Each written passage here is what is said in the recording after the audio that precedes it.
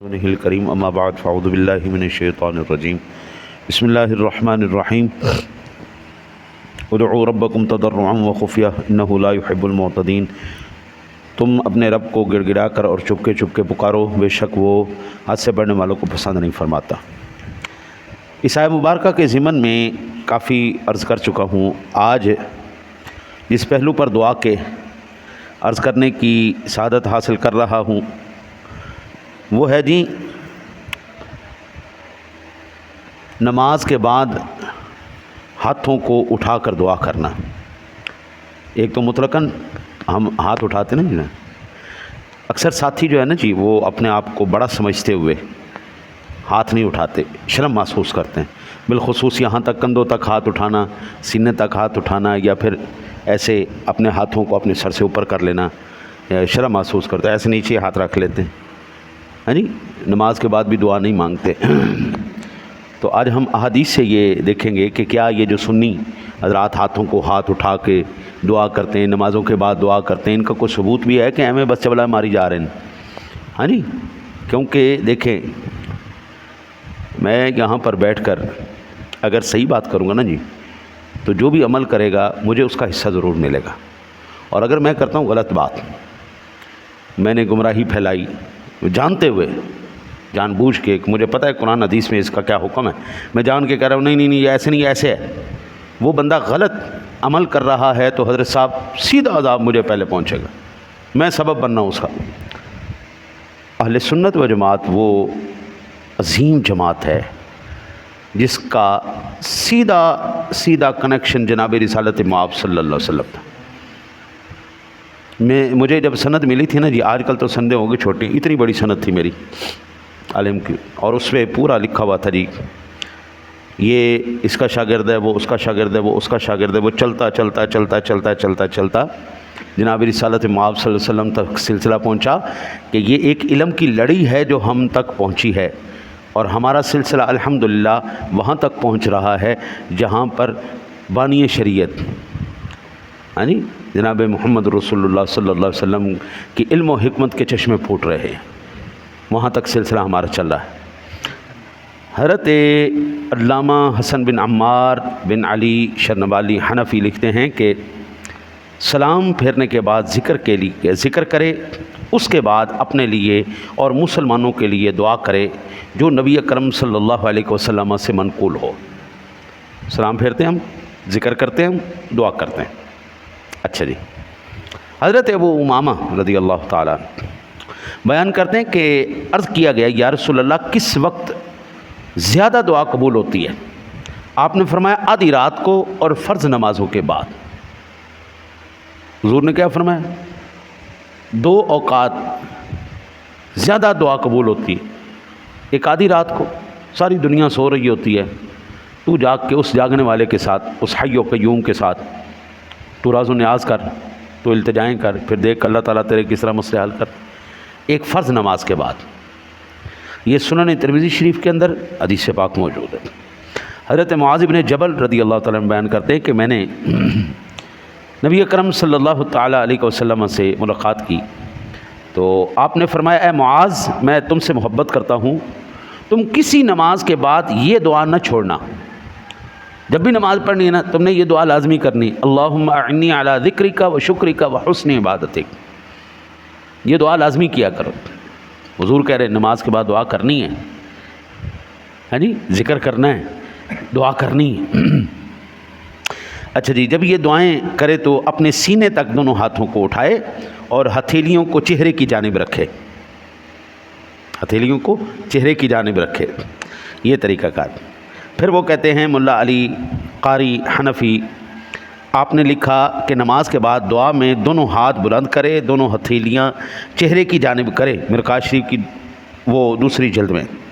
اور محمد بن حنفیہ بیان کرتے ہیں کہ دعا کی 4 قسمیں: دعائے رغبت، دعائے رہبت کہتے ہیں مصیبت کے وقت کی دعا، دعائے تضرع یعنی گڑ گڑا کر دعا کرنا، اور دعائے خفی، ٹھیک ہے نا جی، اور دعائے رغبت میں اپنے دونوں ہاتھوں کی ہتھیلیاں آسمان کی جانب کرے، دعائے راحبت میں اپنے دونوں ہاتھوں کی پشت اپنے چہرے کے مقابل کرے ایسے، اور جیسے کسی مصیبت میں فریاد کر رہا ہو، اور تضرع میں چھنگلی اور اس کے ساتھ والی انگلی حنظر اور منصر کو موڑے اور انگوٹھے اور درمیانی انگلی کا حلقہ بنائے اور سبابہ سے اشارہ کرے، اور دعائے خفیہ کو انسان اپنے دل میں کرے۔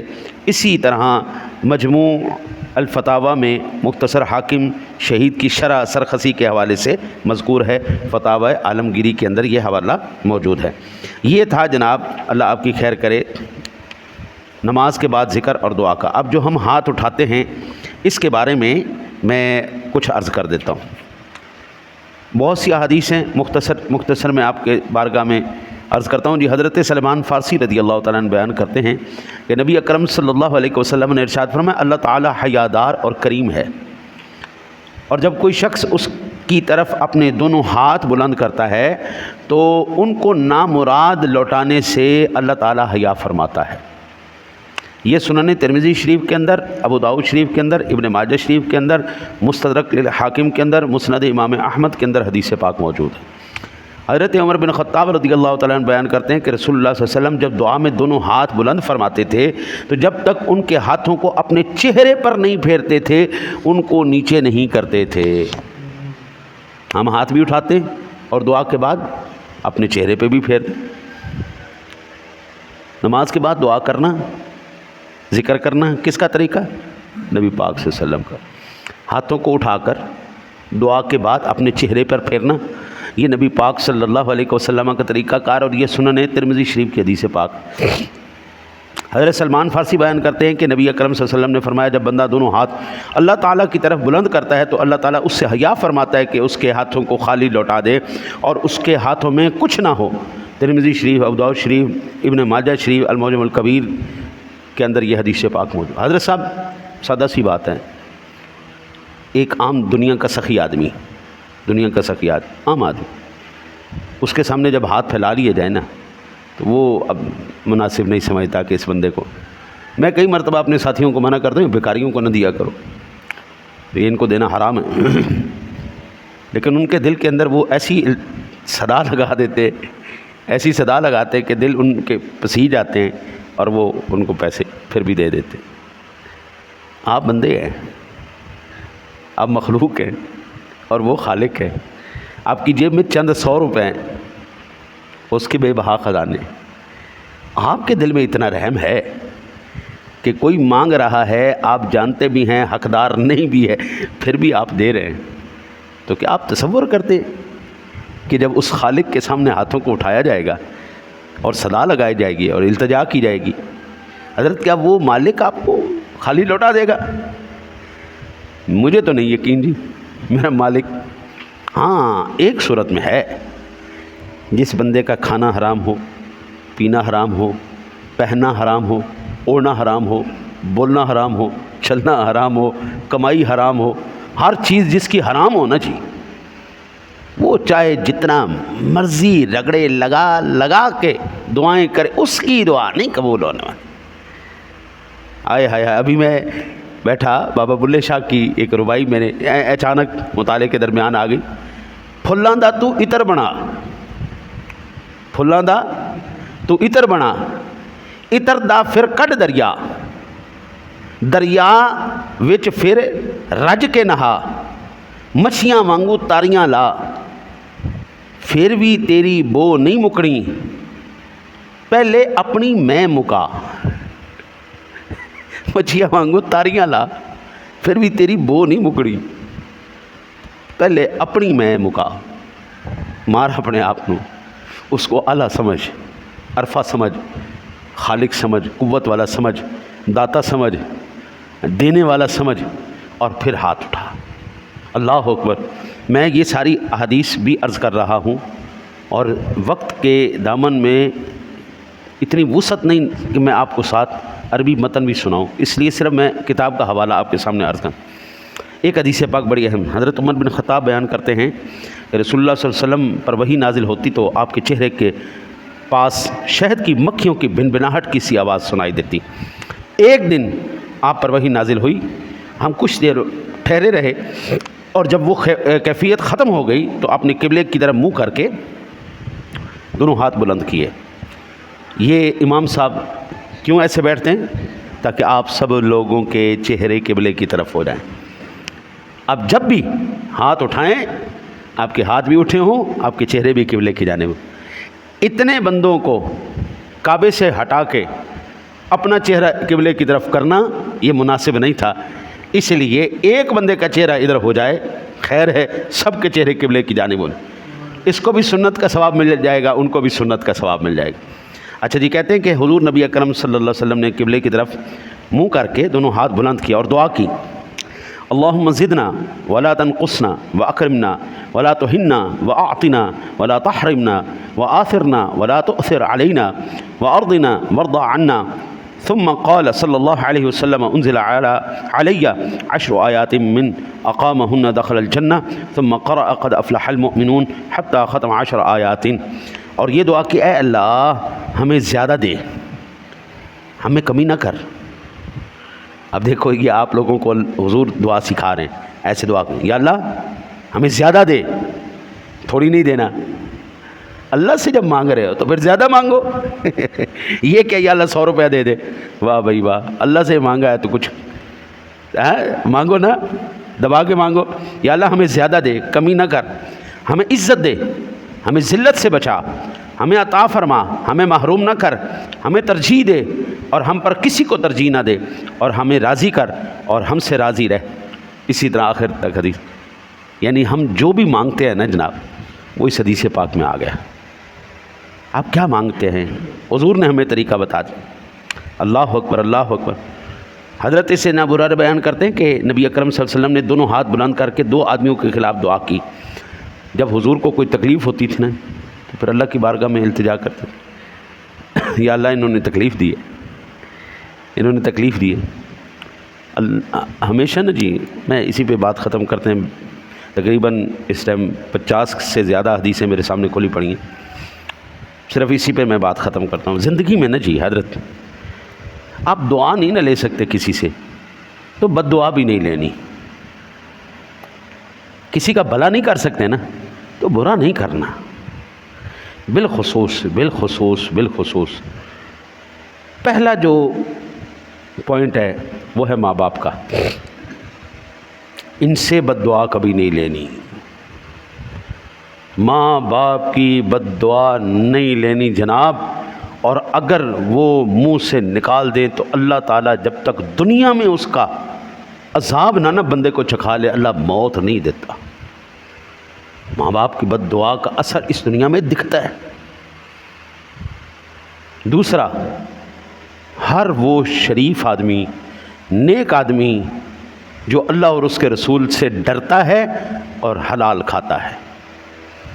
شریف آدمی لوچدار زبان نہیں رکھتا، شریف آدمی لڑکا نہیں ہوتا، شریف آدمی پھڈے باز نہیں ہوتا. باقی پھڈے بازوں سے لو جناب وہ انہوں کو جو مرضی کر لو، یہ بدماش، لچے، لفنگے، لفنٹر، یہ جتنی مرضی آپ کو بد دعائیں دیتے ہیں آپ کو فرق نہیں پڑتا. ہمارے شیخ کہتے تھے کاواں دی کان کان نال ڈور نہیں مردے. کاواں دی کان کان نال ڈور نہیں مردے ہوندے، وہ کان کان کرتے رہے. اور فی تو اندیز کو گائے رقیباں آواز سگاں کم نہ کن رزق کے گدار. آپ کا استاد ہے، شریف آدمی ہے، صوم و صلات کا پابند ہے، اللہ رسول کا جو ہے وہ غدار نہیں ہے، اس کی بد دعا نہیں لینی. پیر مرشد کی بد دعا نہیں لینی، کسی شریف آدمی کی بد دعا نہیں لینی. یہ وہ بد دعائیں ہیں جو انسان کا بیڑا غرق کر دیتی اس دنیا کے اندر. بعض مرتبہ نا جی ماں باپ ایسے ہی بچوں کو بد دعا دے دیتے ہیں، یار تھوڑی سی زبان تم لوگ بھی سنبھالو، تمہارے منہ سے نکلنی ہے اور اللہ نے پوری کر دینی ہے.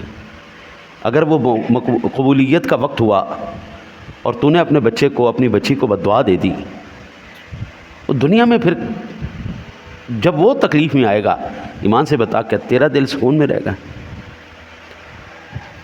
تیرا دل بھی سکون میں نہیں رہنے والا. اگر سب اولاد تکلیف میں آئے نا جی تو ماں باپ کا دل نہیں سکون میں رہے. ایسی اولاد بھی ہوتی ہے جو ماں باپ کو آخری دم تک ناک تک کر کے رکھتی ہے، ماں باپ بد دعائیں نہیں دیتے۔ ایسی اولاد بھی ہوتی ہے جس سے ایک دفعہ غلطی ہو جائے ماں باپ ساری زندگی نہیں اس کا پیچھا چھوڑتے، ماں باپ نہیں اس کو دعا دیتے جی۔ ایک بندہ ہے جی میرا دوست ہے، بیچارہ بڑا تکلیف میں پریشانی میں رہتا ہمیشہ، فنکار آدمی ہے، اچھا پڑھا لکھا آدمی، اس کی ماں نے آج تک اس کو دعا نہیں دی جی۔ اچھا بھلا پڑھا لکھا آدمی، فنکار آدمی، رول کے رہ گیا، رول کے رہ گیا، ککھ پلے نہیں ہوندے، جو کچھ ہے سی وہ بھی ختم ہو گیا، زیرو ہو گیا، کدی ماں دی زبان چوندے واسطے خیر دی دعا نہیں نکلی۔ یہ منظر ہم دنیا میں دیکھ رہے ہیں۔ میں نے اس سے یہی کہا، میں نے کہا تو نے جو ہے نا بے ادبی کا دامن نہیں تھامنا، تو ماں دی کو گستاخی نہیں کرنی، انہاں نال کو زیادتی نہیں کرنی، اس رحیم و کریم رب دے اگے التجا کر مولا اندہ دل بدل دے، انہوں ہدایت عطا فرما دے، اندہ دل بدل دے، وہ دل بھی بدلے گا، تیری تقدیر بھی بدل دے گا، کیونکہ اس کو پتہ ہے بد دعا کس کو لگانی ہے اور کس کو نہیں لگانی، وہ جانتا ہے، وہ ذات تو جانتی ہے نا قبلہ۔ اللہ تعالیٰ اگر اس کے اوپر تکلیف لائے گا تو وہ مالک اس حد تک رکھے گا کہ اس سے قابل برداشت رہے، اس کی حد سے باہر نہ جائے، اور ایک نہ ایک دن انشاءاللہ تعالی العزیز میرا مالک کرم کرے گا، اس کا دل بدل جائے گا، کبھی نہ کبھی تو خیر کی دعا کر ہی دے گی، ورنہ حشر والے دن تیری بخشش کے لیے اتنا کافی ہے کہ ماں باپ کی زیادتی پر تو چپ رہا ہے اور ان کے ساتھ تو نے زیادتی نہیں کی۔ دعا کرتے ہیں اللہ تعالیٰ آپ کو مجھے عمل کی توفیق عطا فرمائے۔ اللہم صلی علی